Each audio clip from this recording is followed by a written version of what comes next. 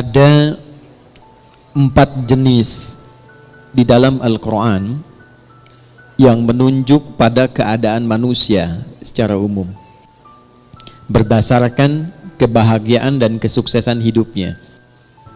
Ada berapa jenis? 4 ya. 1, ini yang paling ideal. Manusia yang mendapatkan kebahagiaan, kesuksesan dunia dan akhirat. Jadi dunianya dia bahagia, sukses, akhiratnya pun dia bahagia dan sukses. Dan umumnya ini yang memang diharapkan oleh setiap insan, sehingga doa-doa yang dipanjatkan pun malam dan siang itu tidak lepas dari 2 permohonan ini. Itu ada di Al-Quran surah kedua Al-Baqarah di ayat 201, paling kanan sebelah bawah di mushaf tuh. Wa minhum may yaqulu rabbana atina fid dunya hasanah wa fil akhirati hasanah wa qina adzabannar. Ini golongan pertama.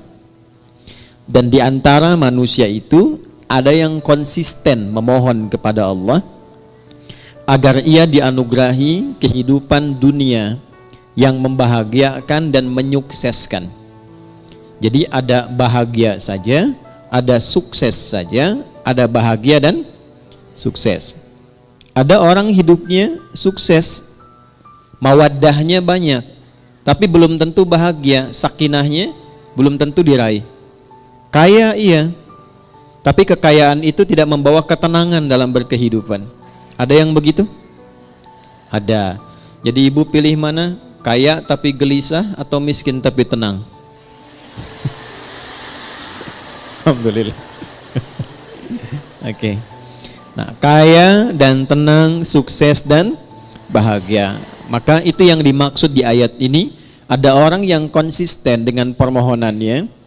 Dia memohon kepada Allah Subhanahu wa taala agar hidupnya di dunia itu bisa tenang dan sukses, bahagia dan sukses, serta kesuksesan dan kebahagiaan ini bisa dibawa lestari sampai pulang ke akhirat. Ya, tidak cukup dengan amin, kita lihat dulu ya.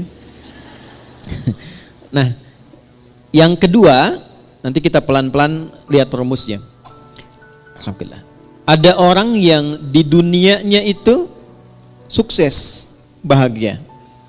Tapi kesuksesan dan kebahagiaan dunia itu ternyata tidak memberikan jaminan ia membawa keduanya sampai ke akhirat. Tapi menariknya kata Al-Quran, secara psikologi ada manusia yang penting dunianya sukses dulu. Yang penting dunianya bahagia dulu. Ya, kalau bahasa manusianya kekinian, ya nikmati aja yang sekarang, yang nanti kan belum jelas gitu. Ada yang begitu? Itu pasti akan ditemukan karena golongan ini pun diisyaratkan di Al-Quran di ayat yang ke-200-nya. Jadi kalau tadi 201, kita naik sedikit ke atas ke ayat 200, kita akan temukan tipikal golongan demikian. Wa minan nasi may yaqulu rabbana atina fid dunya. Udah, kalau nggak hafal diam aja ya. Hasanahnya nggak ada di situ. Hasanah itu khusus untuk 201 ya. Baik, kalau hafalan masih di ayat 1, jangan diterusin dulu ya. Wa minan nasi may yaqulu rabbana atina fid dunya wa ma lahum fil akhirati min khalaq. Dan di antara manusia ada yang hidupnya memang diliputi oleh harapan dunia saja. Hasanahnya nggak disebutkan. Ini kuncinya nanti. Dan dia tidak punya orientasi akhirat. Yang penting kerja, nikmati. Dapat rumah yang megah, nikmati. Kendaraan yang mewah, nikmati. Bisa jalan-jalan, senang. Urusan sholat, ya nanti.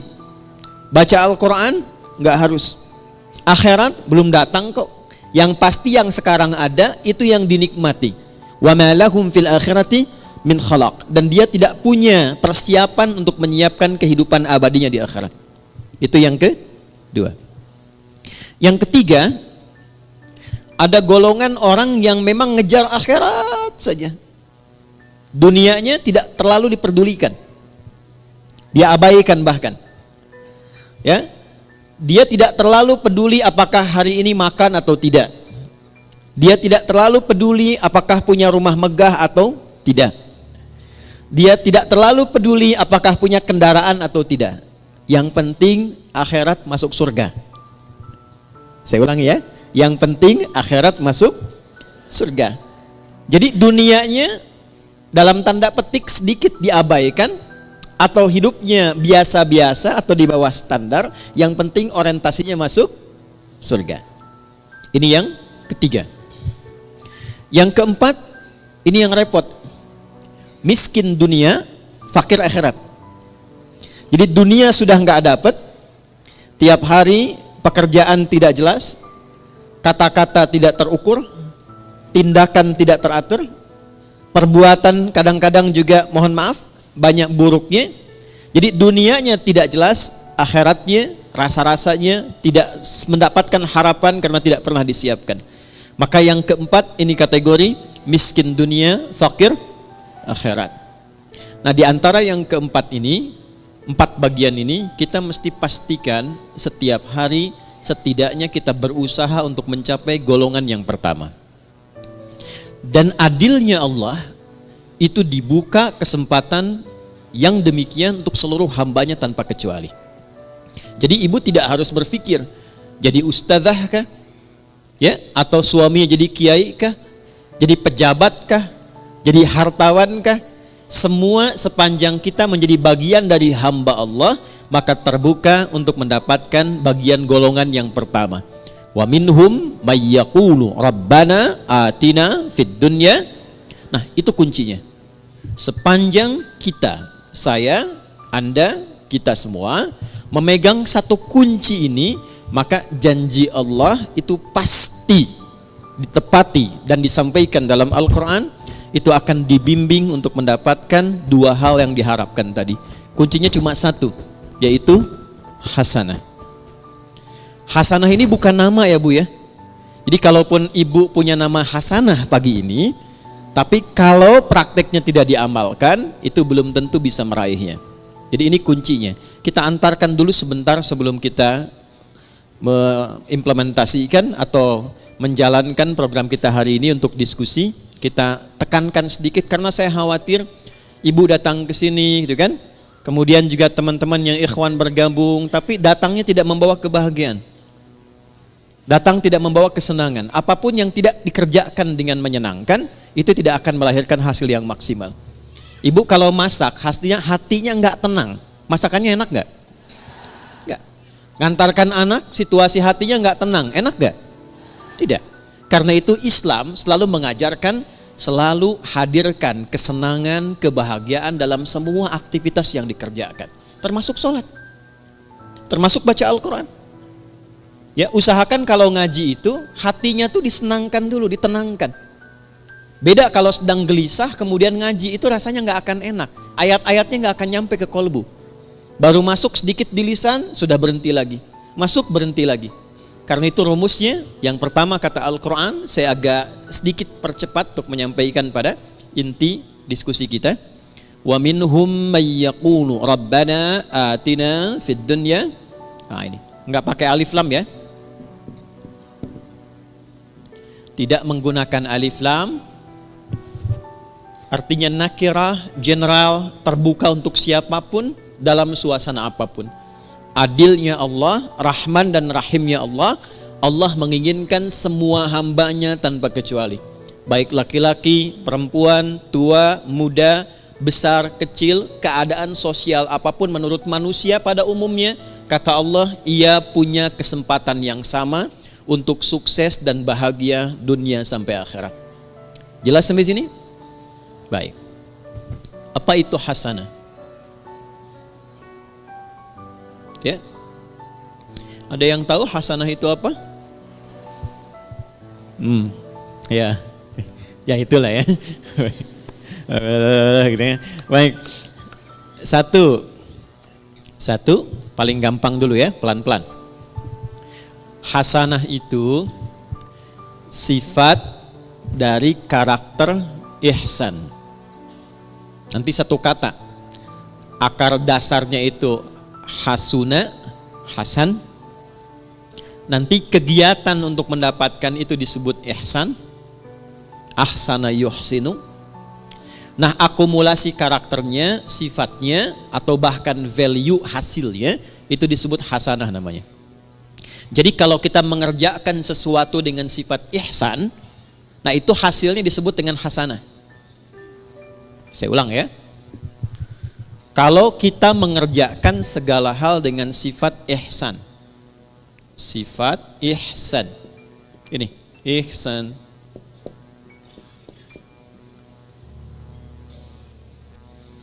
Maka hasilnya apa yang diraih oleh kita itu disifati oleh Allah langsung, itu hasanah. Contoh, saya mau minum, fungsi minum itu menghilangkan haus. Jadi kalau ibu minum pakai tangan kanan, pakai tangan kiri, haus tetap hilang. Sepakat? Baik. Tapi kalau kita minum menggunakan sifat ihsan, maka perbuatan minum ini seketika dinilai oleh Allah berubah menjadi hasanah namanya. Jelas sampai sini? Baik. Saya ulangi lagi dengan contoh yang lain. Saya mau berpakaian. Berpakaian orang punya gaya masing-masing. Tapi ketika cara berpakaian ini dilakukan dengan ihsan, maka cara berpakaian kita itu disebut apa? Hasanah namanya. Nah, bagaimana semua perbuatan ini bisa dilakukan dengan ihsan? Maka rumusnya ditemukan dalam hadis Muslim, nomor hadis ke-8. Agak cepat ya. Hadis riwayat Imam Muslim, nomor hadis yang ke-8, yang meriwayatkan sahabat Umar bin Khattab radhiyallahu taala anhu. Kalau ibu ingin agak sedikit pendek, enggak terlampau panjang dan tebal jilidnya, panjang hadisnya, tebal jilidnya, Imam An-Nawawi pernah mengambil 42 hadis inti kehidupan. Jadi selama kita berkehidupan, kalau belajar 42 hadis ini, kehidupannya akan cenderung mendekatkan pada kebahagiaan dan kesuksesan. Dalam bahasa Arab, 40, 41, 42, sekitar 40-an itu disebut dengan arba'in namanya. Maka beliau memberi nama kitab hadisnya dengan Al-Arba'in. Dikenal dengan Al-Arba'in An-Nawawiyah. Itu hadis nomor 8 di Sahih Muslim ini diletakkan oleh beliau, disusun di urutan yang kedua. Ya. Di Al-Arba'in nomor hadis yang keberapa? Kedua. Tentang iman, Islam, dan ihsan. Nih, dapat ini. قال عن أبي حفص عمر بن الخطاب رضي الله تعالى عنه بينما نحن جلوس عند رسول الله صلى الله عليه وسلم إذ طلع علينا رجل شديد بياض الثياب شديد سواد الشعر لا يرى عليه أثر السفر ولا يعرفه منا أحد فجلس إلى النبي صلى الله عليه وسلم ووضع كفيه على كفيه ووضع رجليه على رجليه ووضع كفيه على فخذيه فقال يا محمد أخبرني عن الإسلام فقال رسول الله صلى الله عليه وسلم الإسلام أن تشهد أن لا إله إلا الله وأن محمد رسول الله وتقيم الصلاة وتؤتي الزكاة وتصوم رمضان وتحج البيت إن استطعت إليه سبيلا قال صدقت فأجبنا يسأله فيصدقه فسأل يا محمد أخبرني عن الإيمان فقال أن تؤمن بالله وملائكته وكتبه ورسله واليوم الآخر وتؤمن بالقدر خيره وشره قال صدقت قال فعجبنا يسأله فيصدقه فسأله يا محمد أخبرني عن الإحسان أخبرني عن الإحسان فقال أن تعبد الله كأنك تراه فإن لم تكن تراه فإنه يراك. Paham? Tidak? Baik. Dari sahabat Umar bin Khattab radhiyallahu taala anhu, saya agak cepat. Satu kali tiba datang seseorang laki-laki. Bajunya itu bersih, putih bersih. Rambutnya tertata rapi. Kemudian kami nggak kenal orang ini dari mana dan tidak nampak pada dirinya bekas-bekas lelah mampir. Fajalasa ilan Nabi sallallahu alaihi wasallam, lantas beliau maju dalam ta'limnya Nabi, maju ke saf depan. Kemudian yang paling menarik itu meletakkan lututnya dekat lutut Nabi, ya, fa asnada rukbatayhi ila rukbatayhi wa wada'a kaffaihi ala fakhidhaihi, dan meletakkan telapak tangannya di pahanya. Ini memberikan kesan, satu, sebelum sampai ke isi hadisnya, memberikan kesan Nabi sedang mencontohkan malaikat yang sedang menyamar menjadi penuntut ilmu kalau ingin sukses belajarnya. Bukan hanya untuk ibu yang dari majlis taklim sekarang. Misal, anaknya ibu ingin sukses di sekolahnya, yang sedang kuliah di kampus ingin sukses belajarnya, maka tiru pembuka hadis ini tips bagaimana menjadi seorang penuntut ilmu yang sukses dan cepat mendapatkan ilmunya. Satu, ini yang langsung contohkan malaikat yang menyamar, dan itu diminta oleh Nabi untuk ditiru. Karena nanti di akhir hadisnya Nabi mengatakan, hadza Jibril atakum liyu'allimakum dinakum. Ini Jibril yang sedang menyamar, datang untuk mengajarkan kepada kita bagaimana tentang pokok-pokok ajaran agama kita. Satu, kalau datang ke majlis ilmu, kata Nabi lewat hadis ini, tiru Jibril alaihi salam saat menyamar, fokus untuk datang. Pertama, kenakan pakaian terbaik supaya nyaman. Jadi kalau sejak saat akan berangkat itu kita sudah menyiapkan diri, mengenakan pakaian yang rapi, jadi kerapian itu menunjukkan kesungguhan. Satu. Yang kedua, upayakan gak mampir-mampir, sehingga fokusnya itu nanti kepada pelajaran. Kalau ibu berangkat ke sini, jam 6 berangkat, tapi agendanya mampir dulu soto sebelah sana, kupat tahu pada larang sebelah sana, kan? Kemudian mampir dekat situ ada mie ayam, ya. Jadi 30% sudah diambil, nyampe sini sudah terlambat, tinggal fokusnya 70%, ya. Oke, kemudian ketika sampai, upayakan sedapat mungkin ambil saf pertama. Sedapat mungkin. Ya, kemudian terus ke belakang, terus ke belakang, terus ke belakang. Sehingga apa yang kemudian disampaikan lebih mudah didengar. Lebih jelas, lebih baik. Awas nih mahasiswa kadang-kadang datang sudah masuk kampus, duduk paling belakang, sudah nggak pernah nanya, absen titip teman tuh ya. Nah, itu bukan tipikal seperti yang diinginkan hadis ini. Kalau ingin sukses, ambil akses yang memudahkan kita untuk mendapatkan informasi. Kalau enggak terlampau dekat di depan, cari yang dekat mic, ya, supaya mudah mendapatkan apa yang disampaikan. Lalu setelah itu, ini dia poinnya. Beliau kemudian bertanya. Kalau tidak tahu, tanya.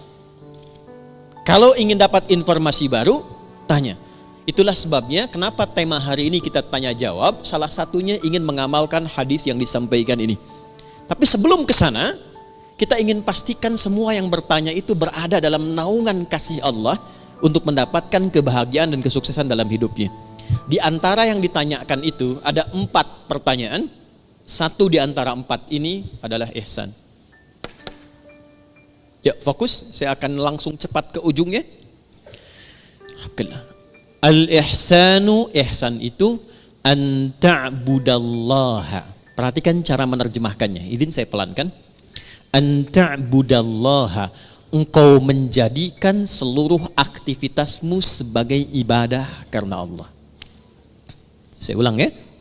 Sebab nanti kalau cuma lihat terjemahan, artinya menjadi begini, engkau menyembah Allah. Itu tekstual. Sedangkan penjelasan detilnya, ya, kalau kita keluarkan kata per kata dan rumus bahasa Arabnya, itu menjadi begini terjemahan tafsirnya. Engkau menjadikan seluruh aktivitasmu sebagai ibadah karena Allah. Dulu satu poinnya. Jadi bukan cuma sholat saja. Makannya jadikan ibadah karena Allah. Berpakaiannya jadikan ibadah karena Allah. Berumah tangganya jadikan ibadah karena Allah. Saya tes sebentar ya. Maaf. Ibu itu merawat, mendidik anak karena sayang, karena Allah. Masa? Hah? Ganti ya. Baik. Ibu itu berpartner dengan suami karena cinta atau karena Allah? Ini maksa banget ya, cinta karena Allah. Udah. Itu ada cirinya. Gini contoh. Saya kalau mau minumnya karena Allah, maka saya akan ikuti apa yang Allah inginkan dari kegiatan minum itu. Bukan sekedar minumannya, Bu. Allah suka apa tidak ini? Ya. Ini jenis minumannya disukai Allah atau tidak? Tidak mungkin ada seseorang yang ingin minum karena Allah, tapi dia meminum sesuatu yang tidak disukai Allah.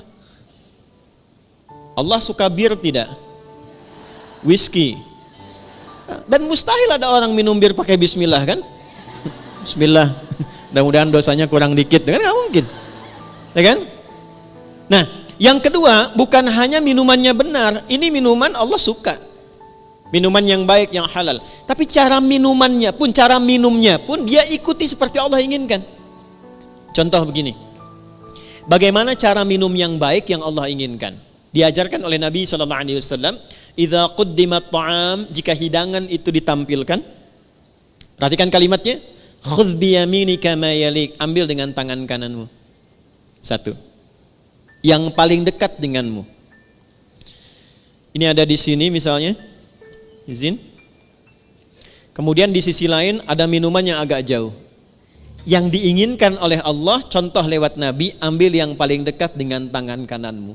Ketika ibu meminum seperti ini, diambil yang paling dekat dengan tangan kanan dalam rangka menaati Allah lewat petunjuk Rasulullah, itu sudah masuk kategori ihsan.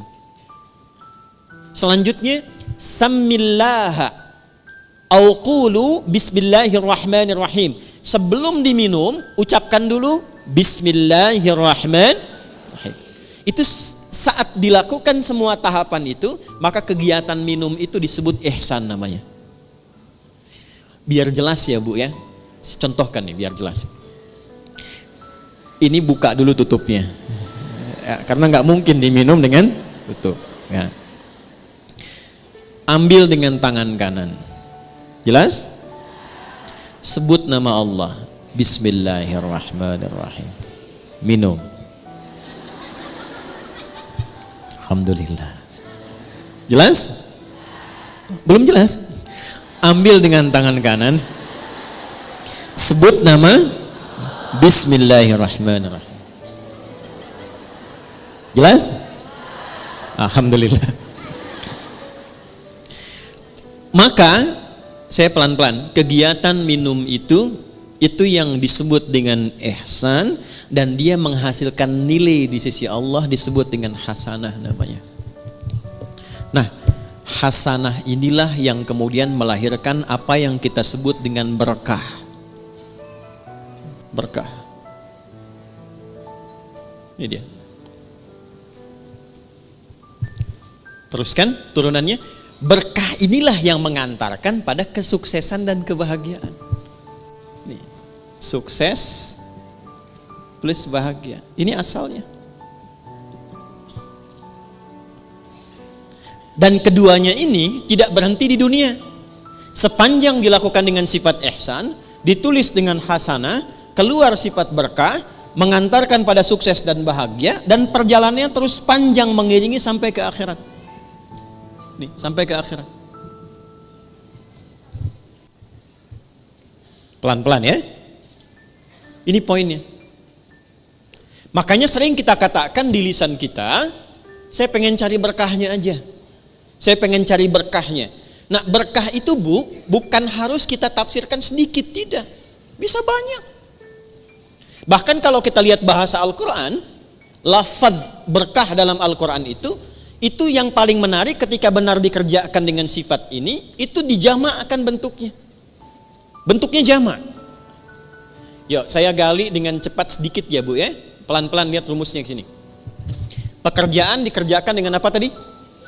Nah, rumus untuk menjadi ihsan itu rumusnya 2, iman plus takwa. iman plus takwa sama dengan ihsan. Karena itu sering kita diminta dalam Al-Quran, tingkatkan takwamu, tingkatkan takwamu. Pernah dengar nggak kalimat itu? Ya, tingkatkan takwamu.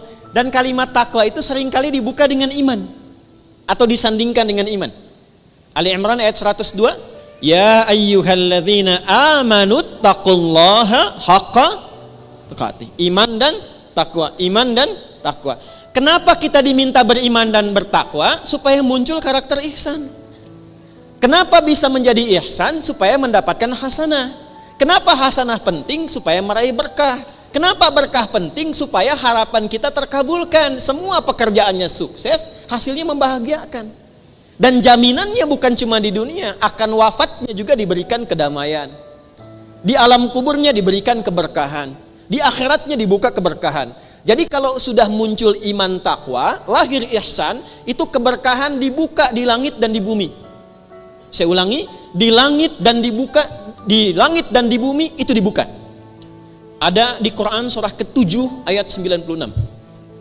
Rumus ini ada Quran di Quran surah ke-7 Al-A'raf ayat 96. Yuk kita lihat pelan-pelan.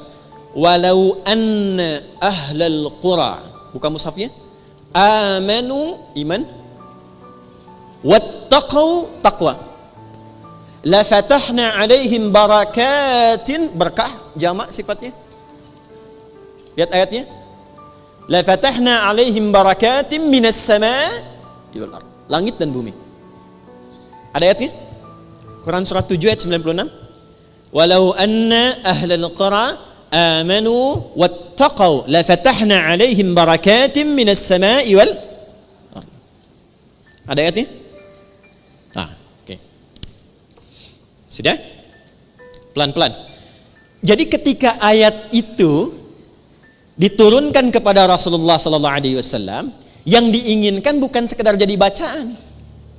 Kita baca dapat pahala insyaallah. Dapat pahala dan pahalanya pun disebut hasanah. Tapi kalau kita amalkan isinya, nah amalan itulah yang menjadikan kita mampu meraih keberkahan, sehingga keberkahan ini mengiringi kesuksesan dan kebahagiaan yang kita harapkan dalam berkehidupan di dunia.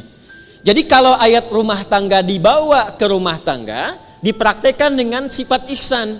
Suami menjadi suami dengan sifat ihsan, istri mempraktekkan ayat Quran dengan sifat ihsan, maka kehidupan rumah tangga akan cenderung mendapatkan berkah. Berkah itulah yang mengantarkan pada kebahagiaan dan kesuksesan.